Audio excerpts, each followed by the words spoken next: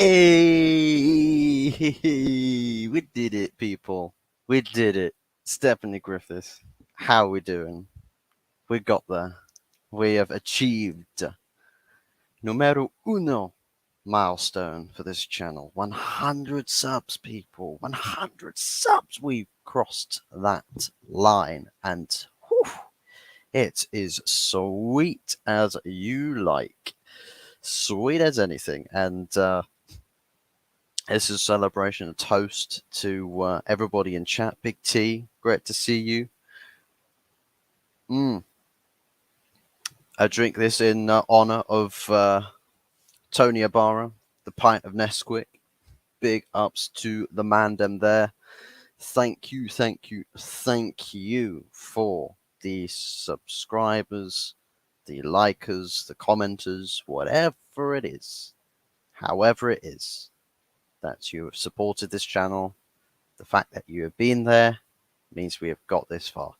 So it's a pat on the backs for everybody as well in the chat. So big ups to everybody. Sweeter than that chocolate milk. Oof. I mean, my chocolate milk is kind of an undefeated. It's kind of undefeated. To be absolutely honest, it is kind of undefeated. But we're going to tie in just, whatever the freaking hell. This is meant to be just a Brighton preview, right? We're talking about one game. Fuck it. We're going to talk about everything. We'll literally talk about whatever the hell it is people want to talk about in chat. Literally. Drop it in the comment section. We'll talk about it. Lovely stuff. We might as well get the Brighton preview out the way because, let's be real, if we're going to talk about football matches and Brighton, there's a lot of people rubbing their hands together with this. Rivals, they're perched. They're ready. They are loading them banter guns, bro. They are loading them. They are prepared to spray and pray upon the masses with all the memes, all the banter, everything you can imagine. Keep on coming, viewers. Stalkers, welcome. We don't judge here. If you fancy stalking me, go right ahead. My Instagram page is down in the channel page, homepage. You'll find it there if you fancy stalking me. All of that good stuff. Tony Ibarra, literally just saying, brother. Just saying. I have to keep the volume down a little bit here because I've got baby nephew sleeping over there, and I don't want to have a screaming baby echoing through the house at 9:30 p.m. Don't want that. Don't want that. So we'll try to keep the volume down a little bit here. But we've got I've got the flash scores going on at the moment in the background as well, and that Bayern game looks like it's not going to be the spoils going the way of Bayern. It's going to be shared. Bayern versus Bayer Leverkusen. They have just scored Leverkusen an equalising goal to make it 2-2. Ooh. And it's 95th minute. So, yeah, life ain't too polished over in Bavaria. Big T, the memes for if we lose have already been created. People are sat there now waiting to publish. Do you know what? There's probably a million memes as well that have already been posted that people are just going to start retweeting. It's like, wow, it was hilarious back then. It's still relevant now. So, we'll retweet that. Not a lot of content probably don't need no recreations or fresh ideas. Just keep bringing the stuff up from the catalogs, from the vaults, it's like one of those vaults. It's like a void of emptiness and space. You open it up and it's just bottomless pit. It's just endless amount of space inside. That's where all the memes are stored. They're going to open that up. It's like Pandora's box is going to open, and all of them anti-United memes are just going to be just spreading all around the world. I've just been invited to play some CS2. I'm afraid that's going to have to wait. Stab it right now. But anyways, Bloody hell. We do have a big back catalogue in fairness. Yeah, yeah, we do. I mean, Christ almighty. Might as well call us Argos, you know. All these other clubs need to come to a place. They need to buy some 3 points. Yeah, come right this way. You know, it's Manchester United catalogue. Check us on the front page. Check us on the back page, and all the other 200 pages worth of products that you can take away from Manchester United on Saturday afternoon, and all of that stuff. I mean, Christ Almighty. Better not go giving the club ideas because they might actually start doing things like that. They might actually start posting out United catalogues. Oh, come shop with us today. So, what are we? Are we Primark or are we Manchester United Football Club? I say that it's actually. I probably should say that Arsenal are actually worse with that. Every other week, man is literally. Man's literally releasing a new kit every other week. Or training top or something. They're releasing something at Arsenal Football Club. So United probably not too far behind. At least we don't post like 1 million kits per season. Argos catalogue, Jadcan index, put the index catalogue, but the index catalogue never had Argos, still doesn't. Head in today. That still does my head in. Okay. The only catalogues I really knew about was the Argos catalogues. I think I remember seeing Index. Fang Division. Here he is. Here he is, people. The MVP of the channel. And I've created a shrine. It's not much of a shrine. It's literally just a little thing in the description. Yeah, the MVP of the channel, Wolfang Division. He's got himself his little shrine in the description. Make sure that you go also drop this bloke a subscription as well. He has got his own YouTube channel. I haven't seen any of your content, but I know that your channel's existed. So dropped him a sub today. Make sure you do the same. Go and show him some love and support as well. Big ups, massive ups to Wolfang Division, man. Well done on your 100. Take a bow. Yeah, we bow to the achievement, your commendation. I know it's you pat yourselves on the back, people. God bless, people. God bless. But yeah, massive appreciations to everybody that has supported this channel. Literally, I say it's 100 subs from scratch. Then again, it's kind of like when I started re-uploading or uploading stuff again to this channel, because it used to be uploaded for God knows what else. Whatever else it was I was uploading years ago. And I'm talking years and years and years ago. Like 6-7 years ago is when I last uploaded before I started doing all of this stuff. I only had like 5 subscribers back then, I'm pretty sure. Literally 4 or 5 subscribers. And when I got to 10, I was just like, oh, super sick. It's like half of them have been subscribed for years and they probably don't even know I'm uploading again. But yeah, thanks, bro. I'll be adding more. Big man thing. 200 for Christmas. Ooh, that's a stretch. It's a stretch, but never say never. We might do it. We might do it. We could. We very much could. We could do it. It's gonna be very interesting. Me and you, Vidwin, Chelsea versus Man U. Absolutely, man. Absolutely. Preview and review. Yeah.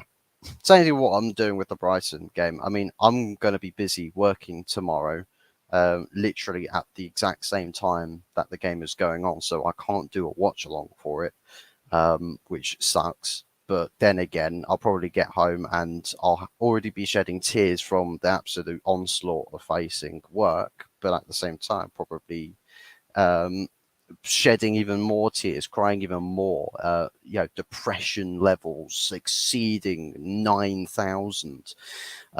with what quite possibly could be um, an absolute embarrassing result tomorrow. I'm not, I mean, to be honest, I ain't looking forward to it. I ain't looking forward to it tomorrow. It's going to be clapped. It is going to be absolutely clapped. And it's like a part of me is going to be like, do I be relieved that I'm going to be too busy with work to actually be constantly watching football or watching scores and just seeing this embarrassment, because that would make my work shift go a whole heck of a lot slower if I were to be sitting there watching an absolute destruction or potential destruction happen. Believe us, believe, we do believe, we'll believe around these parts 100%. You are Neo. Neo. Is that the bloke from The Matrix? Is that the bloke from The Matrix? Have I got that right? Doing that thing where it's just like, yo, dodging bullets. Got to dodge them strays. Got to dodge bullets. Got to dodge the stray memes that will target me if the result does not go United's way tomorrow. Do a rewatch. Do you mean if it's a negative result? I'll tell you what, I could do a rewatch along, but it'll be a cry along, because it's like we all know what the scoreline is. We'll all know what the scoreline is. There's no chance that I'm going to be sat there doing a watch along hours later on a playback of the match and try to not read the chat whilst they're absolutely slaughtering me. Just like, hey, yo, what's that? What's up with your 5-0 at Old Trafford to Brighton, bro? What's up with that, man? What's going on here, fuzz? I'm like, bro, please don't reach out to me. Don't reach out. I don't want to see it. I don't want to see it. I'll tell you what. I'm really, really not confident about Brighton tomorrow whatsoever. And I don't know what I don't know what it is. I mean, it's at home. It's Brighton and it's at home. We should be beating Brighton, but the way that which this club is going, the way which the team is, like the players we have available, Amrabat is out injured. I was hoping that we would actually have a bit of control in the middle of the park. By the looks of it, not going to happen. Is Mason Mount back? Maybe he is, maybe he's not. I haven't actually read up on that. Who's starting on the right-hand side? Could be Palestri. Some people have been mentioning Mount or Rashford. Maybe Bruno Fernandes ends up playing out there and Mount plays out the middle. I mean, Christ almighty. God only knows what we're going to be seeing if that be the case scenario for Manchester United. But I think Lisandro Martinez has been cleared. That there were doubts heading into this game, but I think he's deemed fit enough to be able to get minutes. So is a good possibility, a good potential chance that we shall see Lisandro Martinez playing at centre back, which is, I mean, is that really enough of a saving grace? Does that kind of stop potential embarrassment or potential batterings? Is Lisandro Martinez in defence enough to keep the floodgates closed? I don't know. I don't really know. I mean, we've had Martinez playing during all sorts of other batterings as well, so it's looking kind of peak. Really, really looking kind of peak. Hope for a draw, maybe. I'll tell you what, depending on how we play the game and how the balance of things go, like how things play out, bloody hell. If it's bad, if it is really bad, and this is the thing, I'm not going to be able to watch this game. So if I'm catching updates, I'm seeing what other people are saying. And if it is bloody bad, we haven't got the slightest hope in hell this season, right? Chelsea, now this is the thing. Chelsea, as much as we sit there and say, oh, Chelsea are finished, they're clapped and everything, they play a kind of football where they create a lot of chances, but no one's really got shooting boots on. It's just like they're playing with peg legs, or it's like they all play with the neatest, latest technology of footwear in both like the first and second third of the pitch. They get to the final third of the pitch, and then all the technology fails. It's all just like peg legs. You kick the ball and you're just hoping it goes the right direction. And it really does feel like that with Chelsea. It's like there's something that they could get something out of any game at any time, but it's like they don't look like there's a lot of conviction in that final third. And it's kind of funny because there has been elements of the same thing last season. The same thing last season. We saw plenty of chances being created, no conversion to them whatsoever. It looks bleak for United, absolutely. Think of it this way. Have Brighton gone away and blown teams away lately? Well, they haven't battered teams like 3-4, 5-0 or anything, but it's like if a team plays a certain way where it's like you play right into Brighton's hands, I think that they've got the tools there to actually really cause a massive embarrassment. And I'll tell you what, if it's going to happen against any club, do you really put it past Manchester United to be that club? That they will be like, they'll probably get a record-breaking victory or something in the Premier League, or a record-breaking away victory in the Premier League. It's like if you're going to have that happen against any club, Manchester United in this day and age seem to be the absolute just right, sat right on the pedestal. Yeah, there it is. There's that right there. Mm-hmm. Mm-hmm. Mm-hmm. That's where you get your records from. We need time. I think you just need a proper striker, right? Once you start scoring goals, I think if you can get a confidence going in your team and a bit of a feel good factor with your players, I reckon that they're going to see a lot better than what you're seeing right now. By no means are you close to the finished article. I think it's still plenty of work to do. Still plenty of signings that I think need to be made, but more importantly, plenty of sales. Because I don't know about you, but I feel like Chelsea's squad is still very, very bloated. Last season, it was bloated with all sorts of personalities, players that clash, perhaps, or they don't quite, they're not getting what they want. This time around, you've got a lot of lesser known talents, unproven talents, players at all sorts of different levels. And it's like there's still so many players to coach there. If you're Pochettino, so many. It's just hundreds. It's like your head teacher at a secondary school, but his school's football team is everybody, all the guys that are at that secondary school. Man's got literally, I don't know if you've seen the video where there's three professional players playing against like 300 kids. It's kind of like that. That's kind of like Chelsea playing against whoever it is in the Prem. Get Tony and Jan. I'll tell you what, Tony could probably do some mad bits for Chelsea.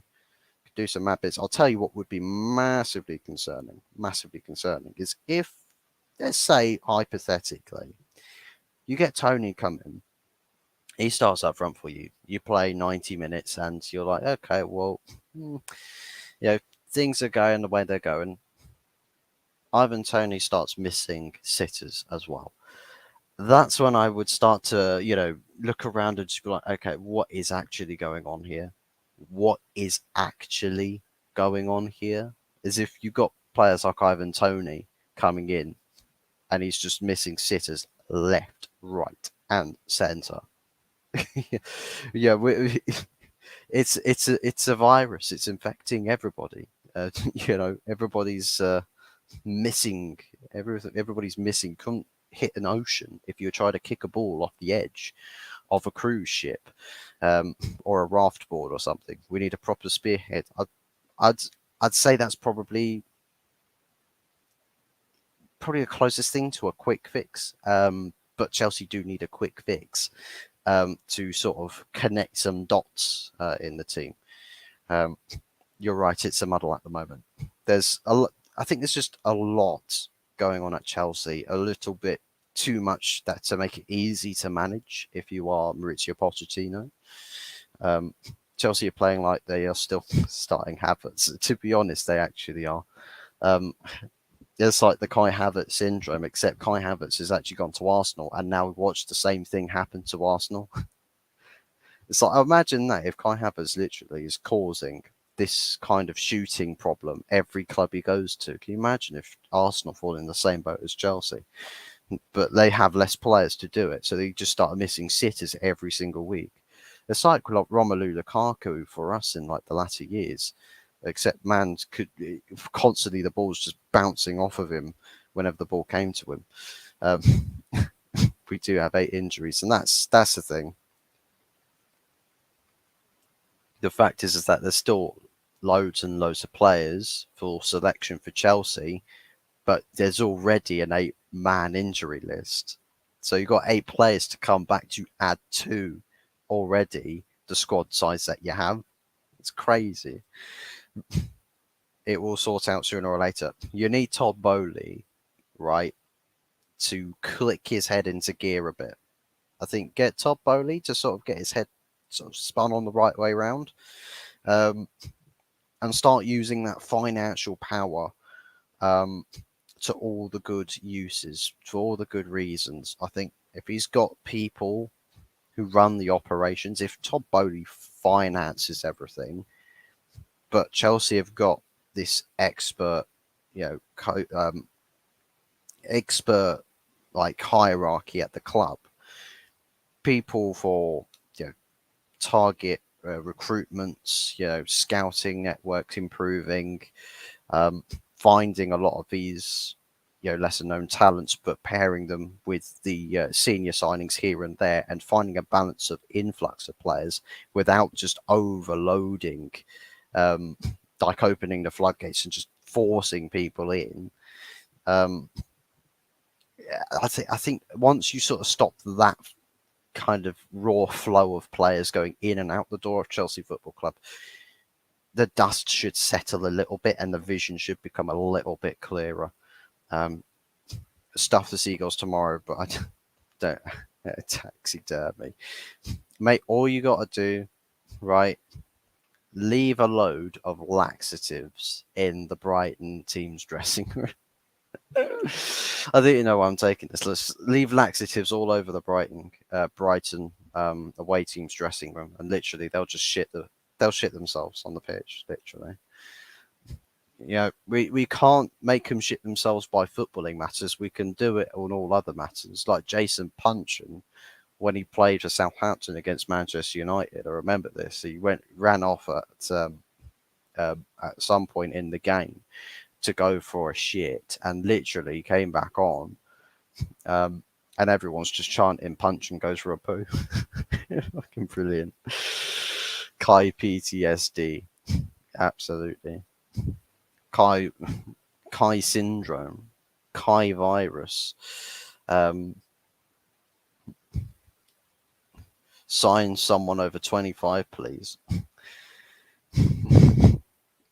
Maybe we've misconceived this as well.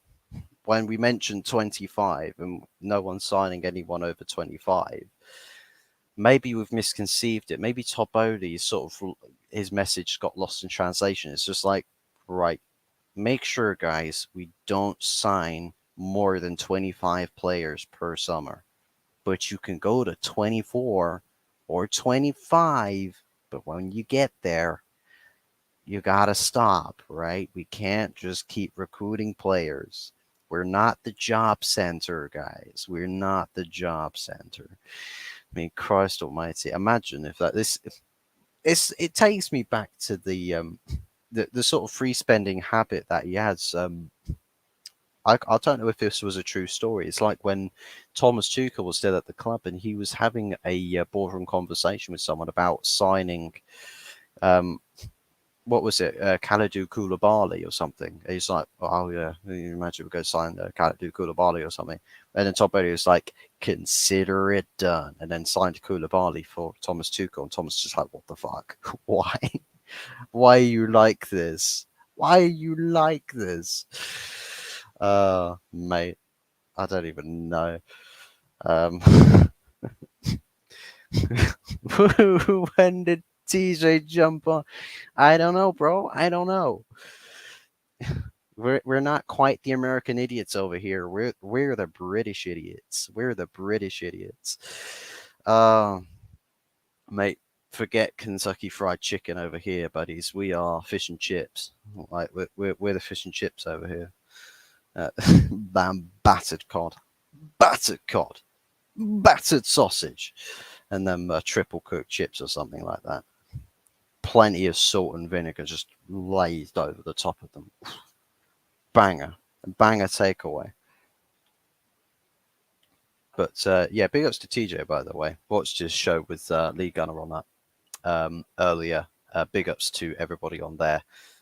Fantastic show. Fantastic show. Do be sure to go watch that on playback once you are done diddly-uns here. Don't know why I'm talking like that. It's like I'm almost like half giddy. It's probably to do with the fact that we are on 100 subs now. That's it. I can retire the channel now. I've hit 100 subs. Life goal completed. Nah, who am I kidding? I'll do that when I get to 1,000 subs. I'll retire the channel. I'll sell it to someone. It reminds me when the bloke tried to buy Jez's channel. I'm pretty sure someone literally offered to buy Jez's channel on one of his streams. That was actually kind of funny. But yeah, as far as this weekend goes, you know what? Screw it. Let's talk about. Ooh. I'll tell you what.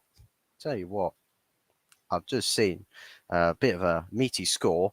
How's this for a crazy scoreline? PSG 2, Nice 3, 90th minute. Ooh. Jim Ratcliffe is trying to prove a point here. He is trying to prove a point. Kylian Mbappe, as good as he is, he ain't quite on. He's not Nice enough. Christ, ban me for that awful joke. Sue me, YouTube. Sue me. Mama, I made it. Mama. I hope you're proud of me. She'll probably resent me now. But yeah, let's go through some of the Premier League fixtures as well. Let's go through the good stuff. Let's talk about everybody else. Wolves versus Liverpool. Wolves. Ooh. Ratcliffe doing the have a look at what you could have won. It's probably sat there in like a box, an office box in a Parc des Princes, just topless there. It's just like Glazer, like some Glazer propaganda thing just written all over his chest or tattooed onto his chest or something. Can you imagine? God, the guy would literally look like bloody EC, all the wrinkles going on there. Christ almighty, probably painted a god-awful picture in everyone's minds now. Imagine how topless Jim Ratcliffe. Man's literally going to look like just he's going to look like a tree. You know, tree bark on a tree. It's like really rough and crinkly and all of that, and it's horrible. It's probably what Jimbo looks like underneath underneath them layers. But Wolves versus Liverpool, it's going to be interesting. I think I was hoping that Wolves would prove my case in point post Manchester United game that they've got an opportunity to play some good stuff, despite having an awful summer transfer window, that they could actually go on to, prove a lot of people wrong. And you know what? I'm a little bit disappointed that's not worked out that way. It's not quite chalked up to it, because it kind of now proves a point a little bit more so that Manchester United we just make everybody look better, a lot better than what they actually are. And I mean, Wolves are probably a perfect case study to, the real United tax. Don't worry about no United tax, fleecing you in boardrooms, Murto Madness. Worry about United tax where everybody else that plays Man United looks way better. Maybe that's probably going to be a bitter reality for some Arsenal fans, perhaps, when they go and play Everton.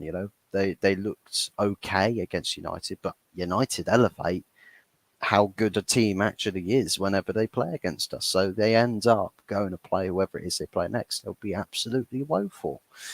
Who knows? I'm hoping that'll be the case, because then at least I don't have to share, or at least I don't have to hold the banter title all on my own. Did Ratcliffe hint at another bid recently? I don't think he's hinted at placing another bid.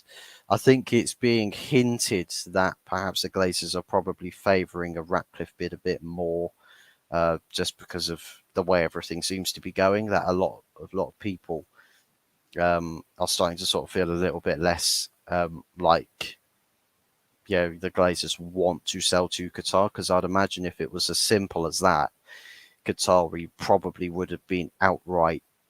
A deal probably would have just been outright completed by now, but we haven't seen anything of the sorts yet. But yeah, Wolves versus Liverpool. I think this is.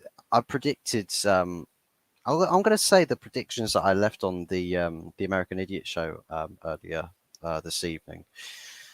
I predicted that this would be a 3-0 to Liverpool. I thought this would be a 3-0 to Liverpool. I know that Liverpool home versus Liverpool away, they're kind of two different beasts. They're kind of two different animals. Liverpool at home are just brutal. Absolutely brutal. Liverpool away, a little bit more shaky, a little bit more open. That they've still got more to give, I think. And I think Wolves, because it's Wolverhampton Wanderers, I think Liverpool will feel that. I think they'll feel quite confident going into this game. They've got the way things are going for them at the moment. They've had a few good results as of recently. An impressive 10-man 2-1 win from 1-0 down against Newcastle away at St James's Park.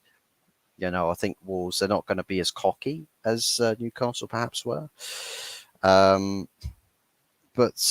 I think Wolves, again, it's like if they just play the way that they played against us, on our opening game of the season on the Monday night, maybe it's one of those things that they could do something. They could leave a mark. It's like a boxer who we quite clearly know is outclassed by his opponent. At least he'll give us some good rounds where it's quite well contested.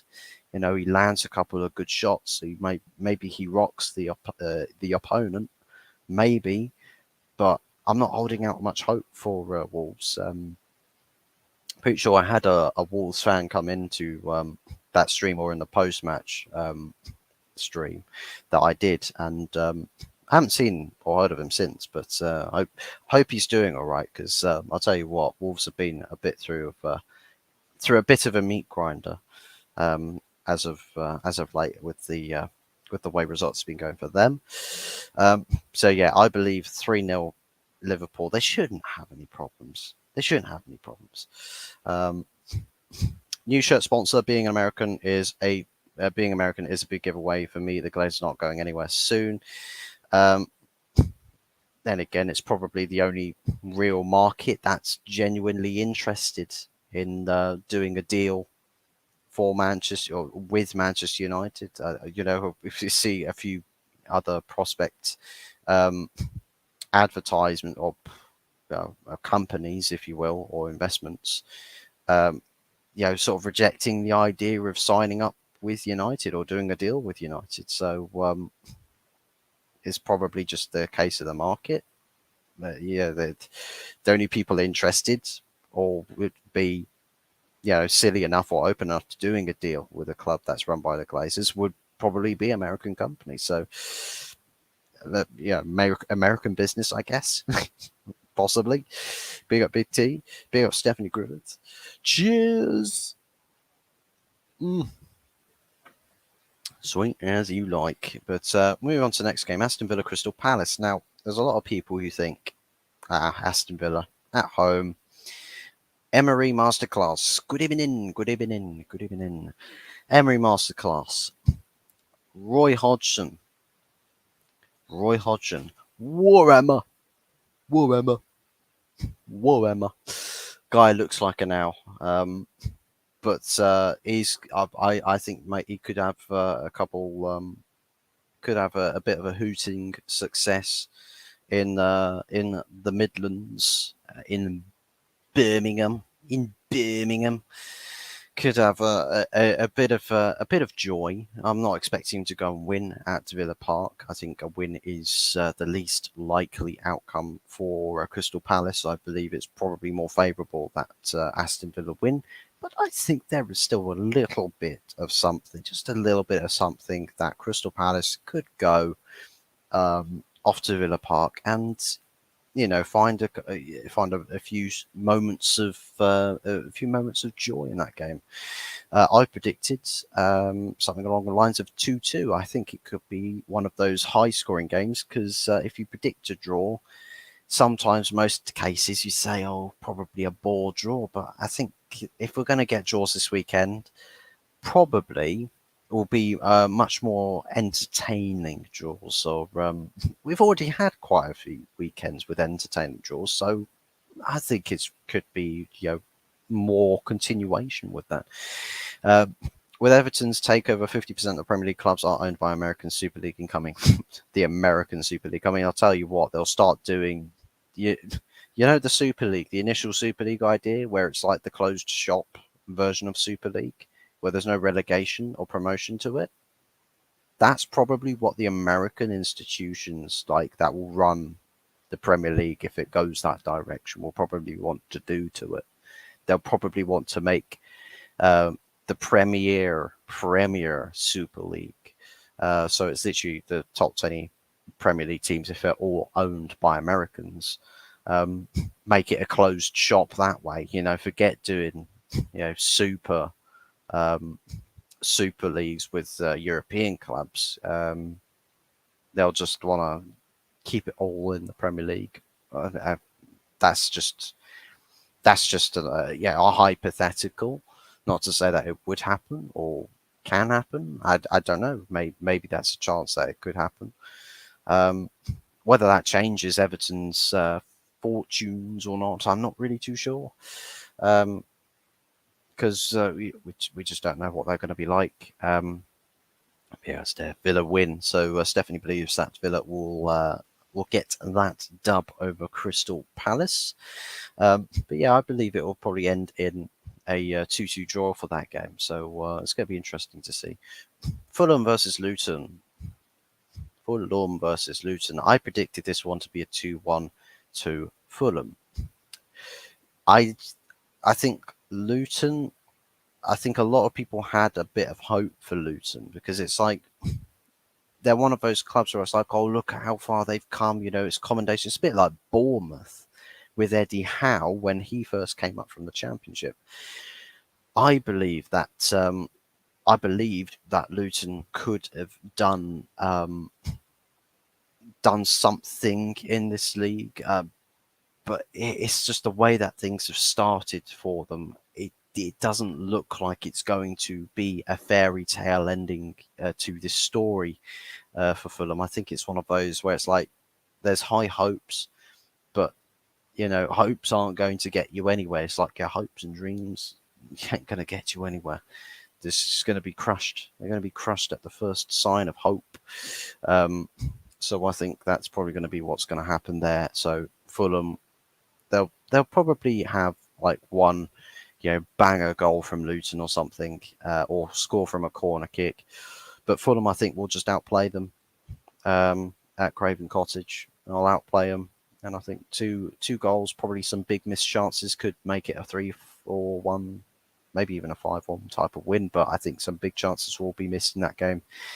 So I'll probably say, Fulham should be easy to write into winning that game. Super Bowl is copyrighted, so we will see a Super Mug series. Oh my god! I mean, can you imagine? A more dramatized, it's like what is it? Desperate Housewives of Beverly Hills or something. The desperate, footballers wags. Fucking hell! Can you imagine that? The desperate footballers wags. Get something like that. I mean, Christ Almighty, UK television will absolutely have turned for the worst if we ever see something like that come to light. Now that I've put it into the pipe works, I literally put an idea into the pipe works. It's going to end up happening now. Fulham win. Stephanie agrees. Definitely a Fulham win in that respect. We'll get to the Brighton, Manchester United Brighton game.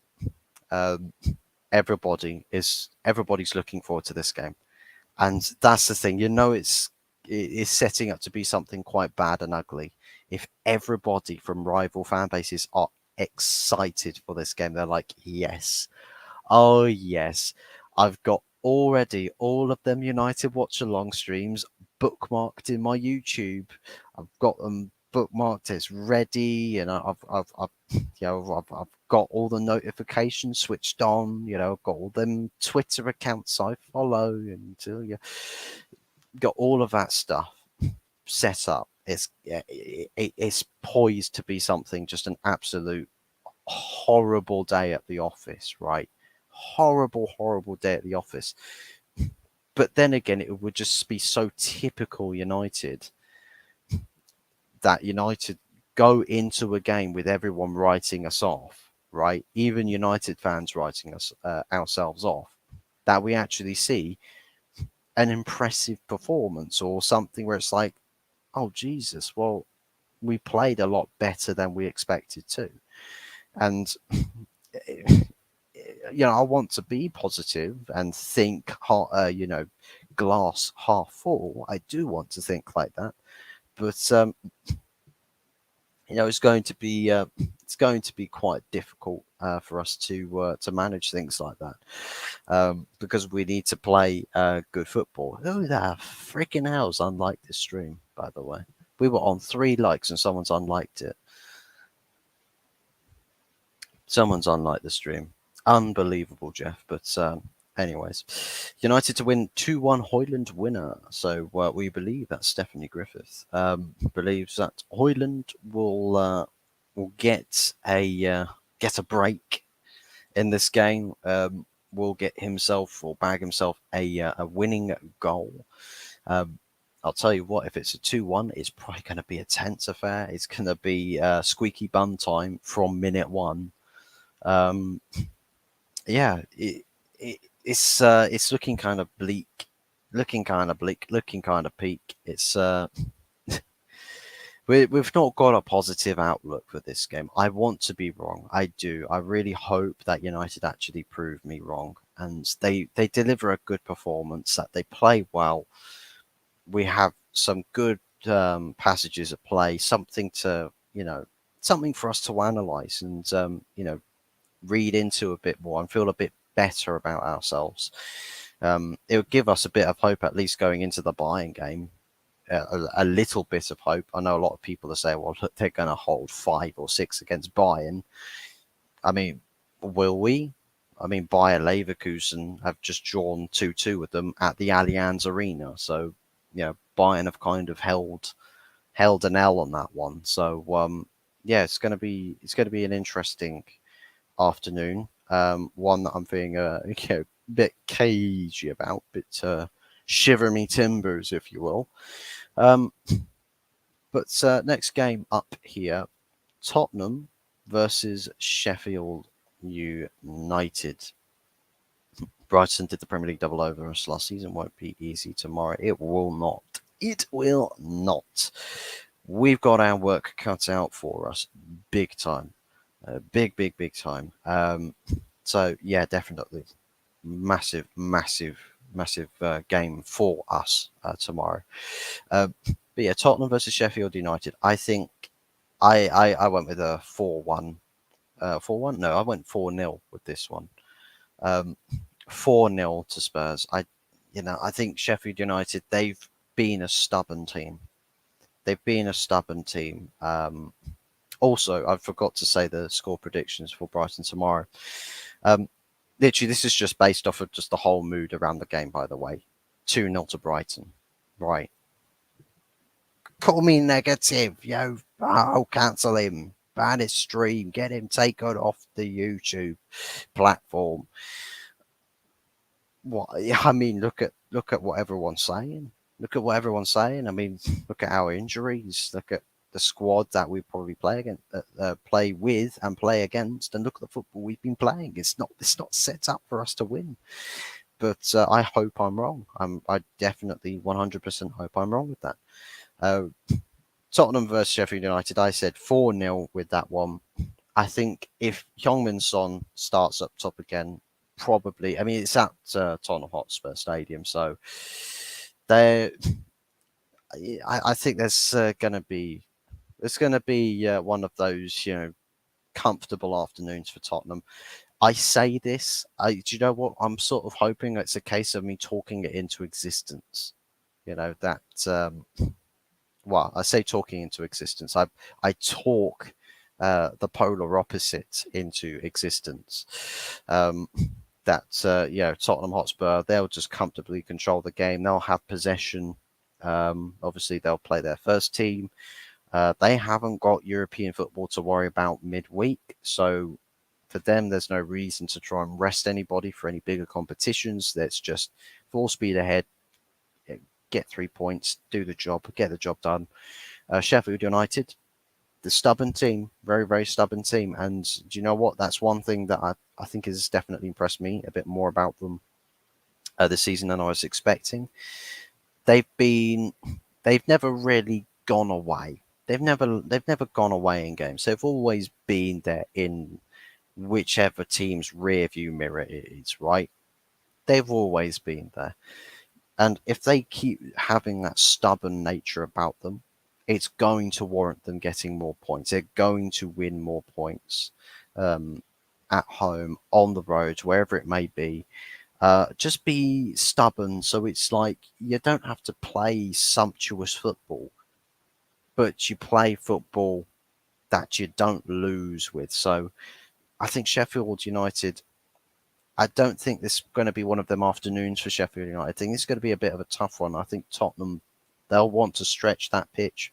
They'll want to open gaps. They'll want to open spaces. And they'll want to hit on the break, hit the brakes, control possession, pen them in, do all sorts of things. I think James Maddison is going to be quite instrumental in this game because he's going to need to create a lot. He's going to need to create a lot. And I think he's got the range of passing, of ball distribution. He's got it all. He has got it all. And I think that will come to deliver Tottenham quite well tomorrow in their game against Sheffield United. Stephanie says, draw blades to blunt the Spurs. I'll tell you what, it'll be surprising. It would be surprising to see Sheffield United nick anything off of Tottenham Hotspur, to be fair. It would be surprising. And it would be, once again, stubborn blades. They just don't want to go away. They'll constantly stick there. Always there in the rearview mirror. Next game up, West Ham versus Manchester City. Ooh. David Moyes has found quite a good tune from West Ham so far this season. He has found quite a good tune from them. It's probably going to be one of those games where I think people are going to watch with anticipation. I think there's going to be quite a bit of anticipation with this game. Can West Ham get anything from this game? Can they get anything from this game? Possibly, but Manchester City, they're chasing, yet still a perfect starting record. Manchester City don't usually start with a perfect record. They don't usually start the Premier League seasons that well. Are we still in that opening phase of the season for Manchester City where they're still sort of, buffing up the edges a little bit? if there is a game that Manchester City would have a banana skin kind of game, would probably be this West Ham game, and it's away from home. It could be just that. I predicted that this would probably be. I don't think I actually gave a prediction for this one, so this will be first hearing from this one. I think this one could go probably a 3-1 in favour of Manchester City. Just on the basis, come on, it's Man City. They are essentially in a position where they're just too good for a lot of Premier League teams right now. They're just too good. There's even on a good day for Manchester City's opponents, it's not quite enough to beat them across 90 minutes. But I could be proven wrong again. I could be proven wrong. West Ham could be the first to take points off of Manchester City this season. They could. There's a likelihood to it where Mikel Antonio has one heck of a madness. James Ward-Prowse gets a set piece goal again. I mean, there's possibilities here. There's all sorts of possibilities, endless possibilities to how this game could go. But I think, as a prediction, as far as I'll go with the prediction, I will predict that one at a 3-1 in favour of Man City. This game is going to be interesting. Newcastle versus Brentford. A lot of people have written Newcastle off. A lot of people. Brentford have to travel to St James's Park. Newcastle need to get a response. Will they get a response? I think so. I think it's not going to be the prettiest thing in the world. It's not going to be the prettiest thing in the world.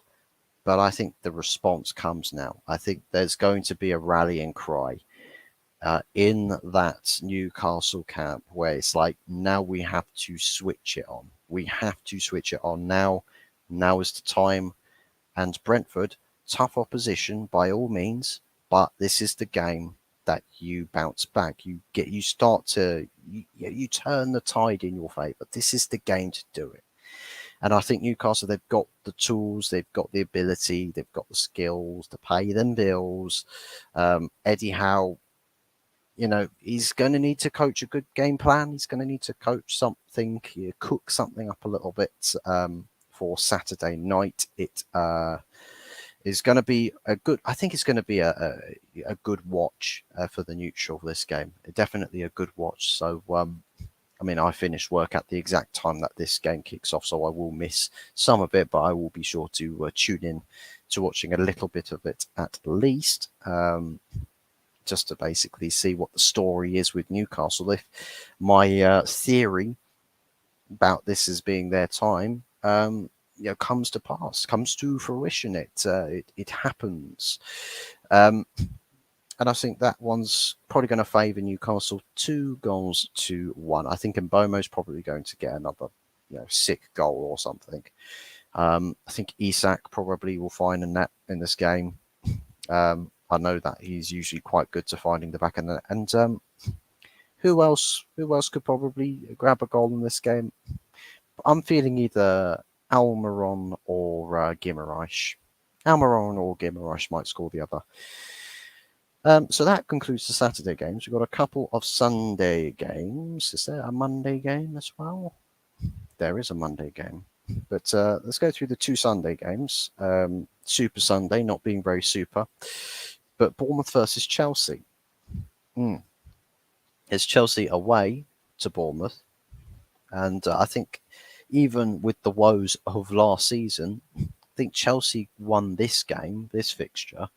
What was it, 3-1 or something? I think it was 3-1 that Chelsea won this fixture. So maybe the same thing happens again. Maybe something similar happens again. I think Chelsea, obviously, as much as they've got their troubles, I think we saw it against, what was it? Was it Luton that they won 3-0 against at home or something like that? I'm pretty sure it was. Let me just double check real quick. But Bournemouth, I think they will want to make. Yeah, so it was Luton. They will want to make this a tough affair. They'll want to make a Vitality Stadium a nightmare visit for Chelsea. They'll want to make things feel a bit crowded, a bit claustrophobic in there, a bit physical. And I think if you impose physicality against this Chelsea team, you can win the ball back quite easily. What you do need to do is make sure you don't make chance creation too easy for Chelsea, because if you have to make them work hard for their chances, they don't do a very good job at converting them. So, be a bit stubborn in defence, again, a bit like a Sheffield United game plan, be a bit stubborn in defence, or a Nottingham Forest game plan. I mean, Nottingham Forest, showed it perfectly. How do you beat Chelsea Football Club? Home or away? Just sit back and hit them on the break, or if you've got the quality, just play them off the park. Just break down their defence. I mean, they've not got the same level of, I'd say, defensive composure. Even though, yet again, they don't concede many goals. They don't concede many. That was the same case last season. If they did lose games, they never got battered like 4 or 5-0 on a regular basis. So I think Bournemouth, if they win this game, Bournemouth probably would be another 1-0 or 2-1. It's only by a 1-goal margin. Obviously, Bournemouth didn't really play fantastically well against Spurs when they came to visit.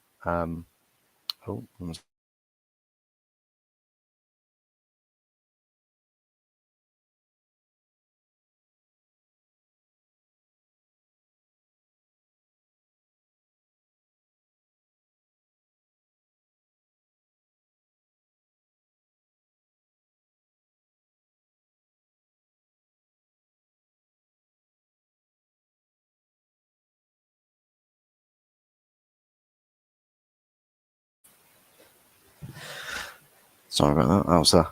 That was Mama Fuzz. She's endorsed my achievements. We have the approval of Mother Fuzz. We have the approval. This is good news. This is good news. I will not be thrown to the streets. I won't be thrown down bad. But yeah, as far as this Bournemouth Chelsea game goes, it could go one of two ways. I think if Chelsea win, it's probably going to sit a scoreline somewhere in the regions, maybe something crazy like a 3-2 or something like that. I don't know why. In terms of Bournemouth winning, probably a 1-0 or something. It depends on what sort of a Bournemouth team shows up. Will probably dictate how it is Chelsea play their game, or how well Chelsea do in their game just altogether. So yeah, I think it's a split decision. If I'm going to put out a prediction, do I put splinters up my arse with this and sit on the fence on a ball draw? Do I do it? You know what? Nah, I'm going to give Chelsea the benefit of the doubt here. I'm going to give them the benefit of the doubt. You know what? I'm going to say 2-1 to Chelsea. I say 2-1 to Chelsea. I know I said, it'll probably be a 3-2 kind of game if Chelsea win. For me, I will say 2-1 Chelsea. I think as much as they might create quite a few chances, a few good chances, problems with converting the chances, I think if you create lots and lots of chances, even with a low conversion rate, you still would convert a couple of goals. So I think Bournemouth might be well drilled, but we have to see how well drilled they actually are when it comes down to it. Oh, here's an interesting one. Here's an interesting one on Super Sunday. Everton versus Arsenal. Arsenal have not won at Goodison Park in 5 years. I think if Arsenal fail to win at Goodison Park this season, or tomorrow, or not tomorrow, on Sunday, if they fail to win that game, that would make it 6 years without a win at Goodison Park. A record that Arsenal need to right the wrongs. They need to right the wrongs. Sean Dyche, first game for Everton was against Arsenal, got a 1-0 win there. But I think Sean Dyche, I don't think he's quite got the tune he wants out of Everton just yet. I don't think he has. I think Arsenal, they had a good win against Man United, I said, don't get too ahead of yourselves, because it's not like you found this, crazy dominant battering form off of last season. You're going to need to do an awful lot more than what you're doing in games to actually warrant seeing what you saw last season. So for me, Arsenal, tough game, tough place to go to. It's probably not going to be an enjoyable game to watch. If I have to pick a winner in this one, I think there's too many problems for Everton in this game. I'm probably I'm probably favouring an Arsenal 2-1 win here. Or actually, I say a 2-1, probably a 2-0, more likely. Probably a favourable 2-0 in favour of Arsenal.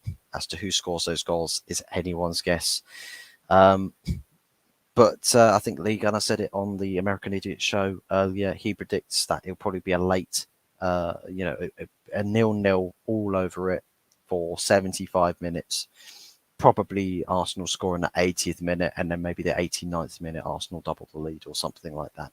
Probably a late bloomer this game, I think. It's going to be very hoofball, route one. Arsenal attaining control, probably not doing too much with it. And then Everton just try and make a breakaway goal or something. But I think Everton missing a bit of firepower themselves, so it's going to be a tough day at the office for Sean Dyche. To round up this weekend of fixtures, it's Monday Night Football. It's not really even a weekend fixture, to be honest, but it's Nottingham Forest versus Burnley. I predicted a 2-2 draw. 2-2 draw for Nottingham Forest and Burnley. I think maybe Kompany wants to play expansive again. I mean, he's quite. I guess he's relatively stubborn in how he wants to play. It's like, even if it should be, keep it a little bit tighter at the back, he'll want to be a bit more expansive. He'll want to go take the game to Forest, because you'll probably think this is a game where you don't just get completely outclassed by quality, but you've got to work hard and you've got to outfight the opposition. I think Nottingham Forest, they're not a team to outclass Burnley. They're a team to outfight them. So it's going to be a game of who has a better fight, who has more to give in this game. And as for which way this game is going to go, I think this is going to be the 2-2 draw, another 2-2 draw, split straight down the middle. I think maybe Nottingham Forest might start the game well, Burnley grow into it. They will probably get a goal back. Now, it could either go to a 2-1 favouring Burnley, and then Forest have a late flurry on the goal. Maybe that happens. Or alternatively, it sort of goes 1-1, 2-1 to Nottingham Forest, and then Burnley get a last-minute equaliser again. But I think that Nottingham Forest have enough to win this game. Burnley have enough to win this game. Like I said, it's going to be the battle of the wits, battle of how much fight each team has, and whoever's got more dog in them, they're going to take the bones at home. And I think there's probably going to be sharing of spoils today on Monday nights, sharing the spoils. But I think it's going to be a bit of an intriguing watch. I could do a watch along for that game, I could do a watch along for it.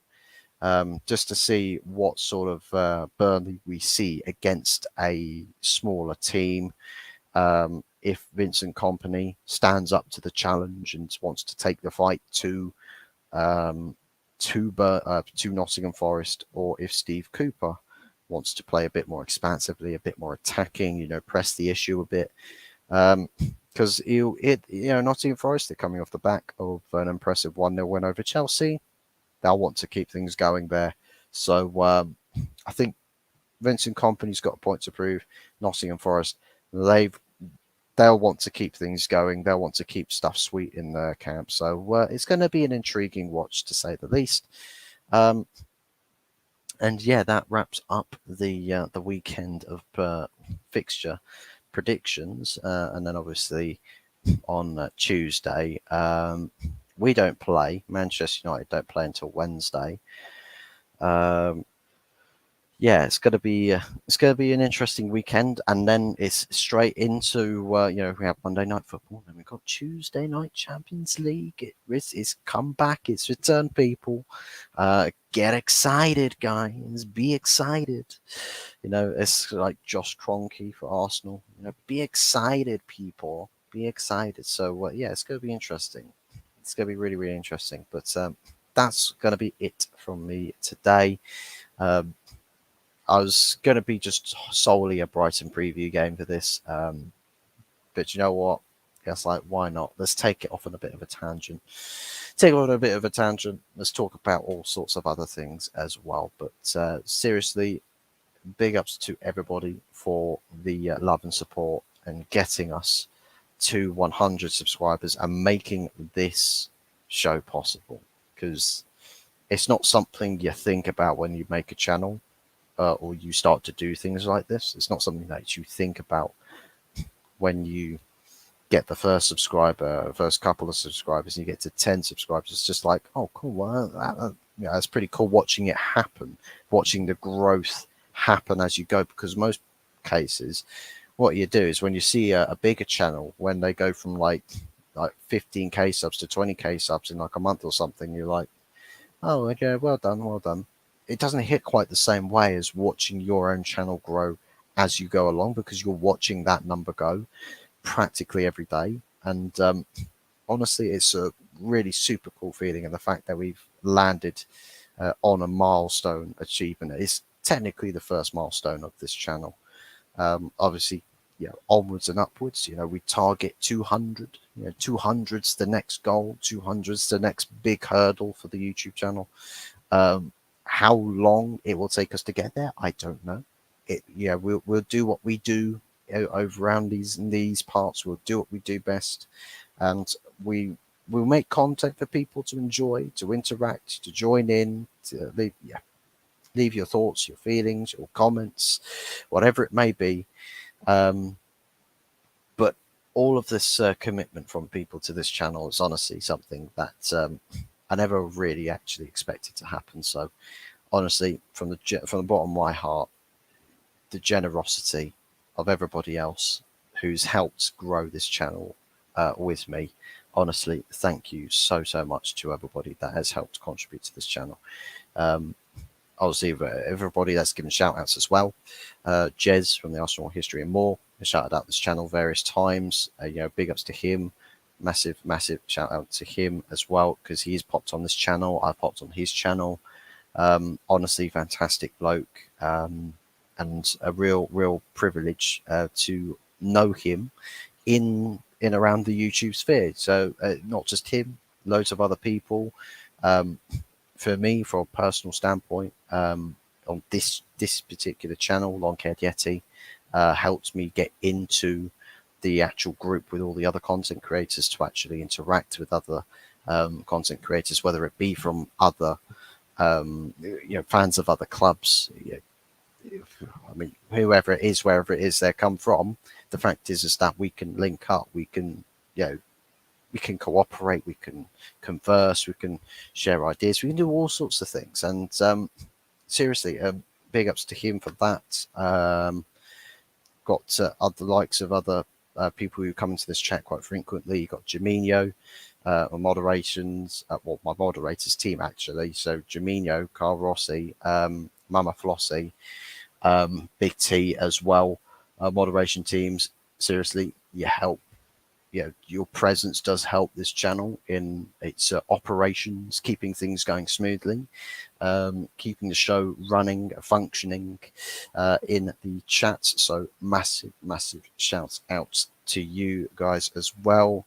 But yeah, seriously, there's so many people. I mean, TJ Warren as well. I know he's not usually around these parts very often, but the fact is he still supports this channel. So again, it's a name that I know. DVS Oregon Gooner, big shout outs to him. Connor, CMO editing, does his own stuff. Works with TJ on the American Idiot Show.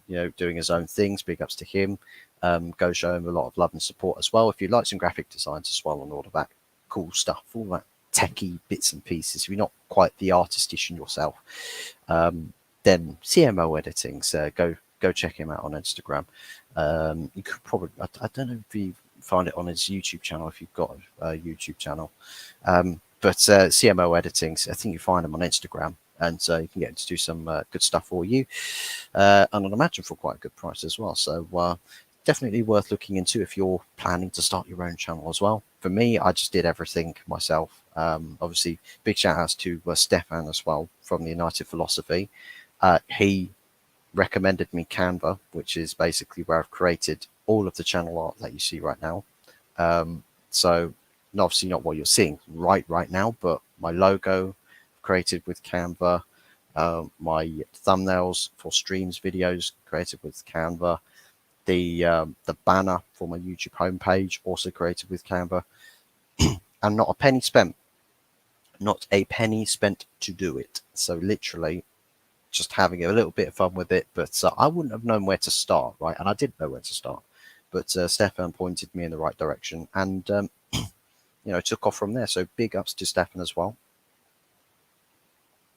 of the United Philosophy. I think he's on the cusp of 2K. Actually, has he? Has he passed 2K? I'm just going to double check, because he might have actually surpassed 2K subs.